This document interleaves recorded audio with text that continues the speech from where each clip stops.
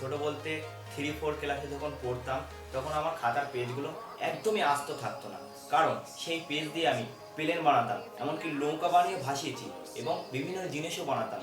সেই কারণে আমার খাতার পেজগুলো একদমই আস্ত থাকতো না, সেই কারণে আমার বাড়িতে মায়ের কাছে মারও খেতে হয়েছে।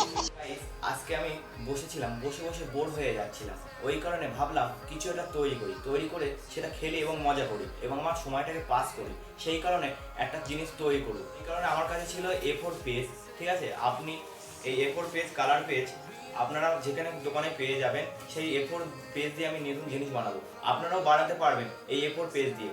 অবশ্যই আপনাদের কাছে A4 পেজ যদি নাও থাকে তাহলে খাতার পেজ দিয়ে বানাতে পারেন, কিন্তু একটু অল্প ছিলবেন, নাহলে আমার মতন আমার বাদামি খাবেন। গাইস, ভিডিওটি ভালো লেগে থাকলে একটি লাইক করবেন এবং সাবস্ক্রাইব করে আমাদের পাশে থাকবেন। আপনাদের এই প্রিয় চ্যানেল দ্য এক্সপিরিয়েন্স বাংলা এবং আমি সবুজ। তো ভিডিওটি শুরু করা যায়, লেটস স্টার্ট।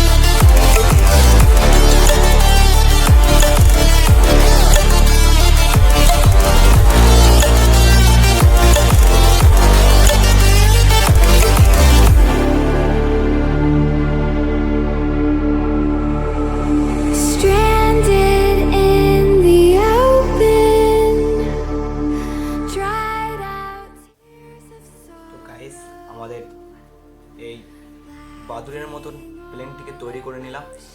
চামবাদুর চেনেন তো, ওই প্লেনটিকে তৈরি করে নিলাম এবং আর দু একটা করে নিই। গাইস, দুটো প্লেন তৈরি করে নিয়ে চলে এসেছি, ও বিশাল উঠছে গাইস। এবার আপনাদেরকে উড়িয়ে দেখাবো। ওর আগে একটু ভিডিওতে লাইক দিয়ে দেন যদি লাইক না করে থাকেন।